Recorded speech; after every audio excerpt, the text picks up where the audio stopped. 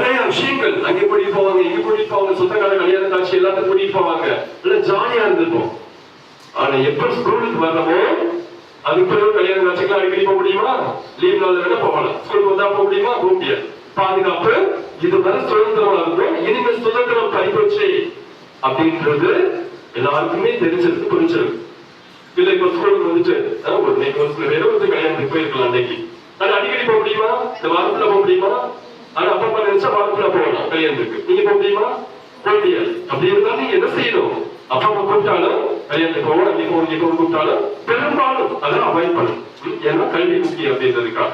அதனால நான் என்ன சொல்ல வரேன் அப்படின்னா, இப்ப 2 விதமான வாழ்க்கை, ஒன்று சுதந்திர வாழ்க்கை, இன்னொன்று சுதந்திரமற்ற வாழ்க்கை. இங்கே சுதந்திரம் இருக்கும், ஆனா வீட்டுல இருக்கிற மாதிரி இருக்காது. அப்ப இந்த சுதந்திரமான வாழ்க்கையில நாம எதையும் எதிர்கொள்ள முடியாது. கஷ்டம் வந்து அப்படின்னா உடனே யார் கூப்பிடுவோம்? ஸ்கூலுக்கு படிக்கிறதுக்கு முன்னாடி, ஸ்கூலுக்கு போறதுக்கு முன்னாடி அம்மா அப்பா கூப்பிடுவோம், சரியா? ஆனா ஸ்கூலுக்கு வந்த பிறகு நமக்கே ஒரு அறிவு இருக்கும். ஓ, இப்ப ஏதாவது ஒரு பிரச்சனை வந்துச்சுன்னா நம்மளே சால்வ் பண்ணிக்கலாம் அப்படின்ற அந்த ஒரு அறிவை தரும். அதான் ஒரு கல்வியினுடைய கதை ஒன்று இருக்கு. அது என்ன அப்படின்னா, 2 விதமான கல்வியினுடைய வாழ்க்கையில் முதலாவதாக ஒரு கல்வி என்பது ஒரு 65-70 ஆண்டுகள் உயிர் வாழக்கூடியது. முதல்ல வரக்கூடிய அந்த முதல் பகுதி ஒரு 30-35 ஆண்டுகள், 2வது பகுதி 35 ஆண்டுகள் இருந்து ஒரு 70 ஆண்டுகள் வரை. இப்ப அந்த முதல் 35 ஆண்டுகள்ல அந்த கல்வியானது ரொம்ப சந்தோஷமா இருக்கும். நல்லா ஃப்ரீயா ஜாலியா பார்த்து அங்கே போகும் இங்கே போகும் வரும், எந்த பிரச்சனையும் இருக்காது. அதனுடைய இளமை பருவம் எப்ப முடியும் அப்படின்னா அந்த 35 வயசு ஆகும் பொழுது. இப்போ இந்த வயசுல நல்ல ஜாலியா இருந்த பையனுக்கு 35 வயசுக்கு பிறகு கஷ்டத்தை உணர ஆரம்பிக்கும். என்ன கஷ்டம்? அதனுடைய இயல்பு என்ன அப்படின்னா, அதனுடைய நகங்கள், கூர்மையான நகங்கள் பட்டு போகும். கால் நகங்கள், விரல் நகங்கள் பட்டு போகும். அதனுடைய மூக்கு இருக்குல்ல, அதனுடைய மூக்கு என்ன செய்யும்? பட்டு போயிடும். அதனுடைய இறகுகள் இருக்குல்ல, அதெல்லாம் காய்ச்சி போய் ஒரு மாதிரி அவங்களுக்கு நீட்டிக்கிட்டு, சரியா, எல்லாம் முதிர்ந்த தருணத்துல இருக்கும். இப்ப அந்த கல்வி என்ன செய்யும் அப்படின்னா, ஆஹா நம்ம சாக போறோம், நமக்கு வாழ்க்கை முடிஞ்சு, இப்ப நம்ம என்ன செய்யணும்? நம்ம மறுபடியும் இந்த இளமையை புதுப்பிக்கணும், மறுபடியும் இளமையா ஜாலியா சுதந்திரமா நல்லா பறக்கணும், வாழணும் அப்படின்ட்டு நினைக்கும். அதனால என்ன செய்யும்? இந்த கழுகு ரொம்ப தூரம் போகும், பறந்து அப்படியே போகும், அப்படியே தள்ளாடி பறந்து போயிட்டு ஒரு மிகப்பெரிய மலையில போய் உட்கார்ந்து, தனியா போய் உட்கார்ந்து, அவருடைய குடும்பத்தை விட்டுட்டு தனியா போய் உட்கார்ந்து என்ன செய்யும்?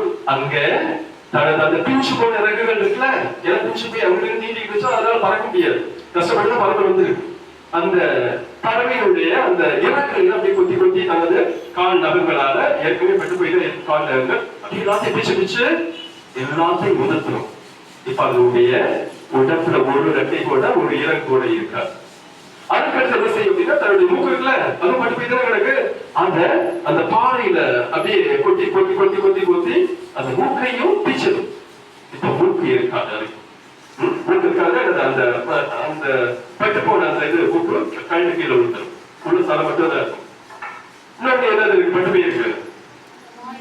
அதனுடைய கால் நகங்கள், அதை வந்து பரட்டு சொல்லிட்டு என்ன செய்யும்? அந்த பாறையில அப்படியே தேய்ச்சிக்கிட்டே இருக்கும்.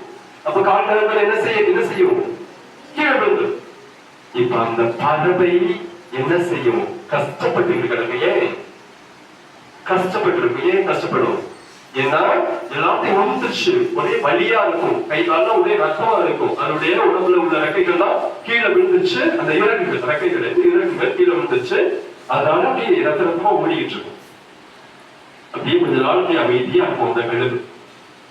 இப்போ கொஞ்ச நாள் ஆக என்ன ஆகும்? வளர ஆரம்பிக்கும். அந்த ஐயோ கஷ்டமே, வாழ்க்கையில இப்படிலாம் கஷ்டப்பட்டு மறுபடியும் நம்ம வாழ்றதா அப்படின்ட்டு அந்த கழுகு நினைக்கிற மெதுவா வளரட்டும். அந்த மழை இடுக்குகள்ல இருக்கக்கூடிய சின்ன புழு பூச்சி சொல்லிதான் மெதுவா எடுத்து சாப்பிட்டே வளர்ந்துட்டே இருக்கும். அருமையான விலங்குகள் வளர அப்படியே வர ஆரம்பிக்கும். அதனுடைய மூக்கு மறுபடியும் கூர்மையாக இளைய மூக்காக வளர ஆரம்பிக்கும். நகங்கள் புதுசா பனிச்சுன்னு வளர ஆரம்பிக்கும். இதுதான் இந்த கல்வியினுடைய வாழ்க்கை. 2 விதமான வாழ்க்கை. முதல் வாழ்க்கை முதல் பகுதி சந்தோஷமா இருந்தது. 2வது பகுதி கஷ்டத்தை அனுபவித்து அதன் வழியாக எனது சந்தோஷத்தை பெற்றுக்கொள்வேன்.